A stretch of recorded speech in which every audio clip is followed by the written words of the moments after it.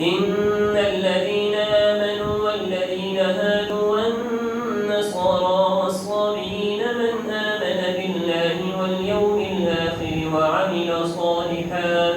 وعمل صالحا فلهم أجرهم عند ربهم ولا خوف عليهم ولا هم يحزنون. وإذ أخذنا ميثاقكم ورفعنا فوقكم الطور خذوا ما آتيناكم بقوة واذكروا ما فيه لعلكم تتقون.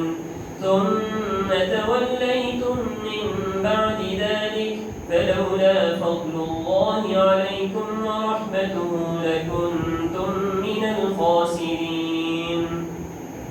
ولقد علمتم الذين اعتدوا منكم في السبت فقلنا لهم كونوا قردة خاسئين فجعلناها نكالا لما بين يديها وما خلفها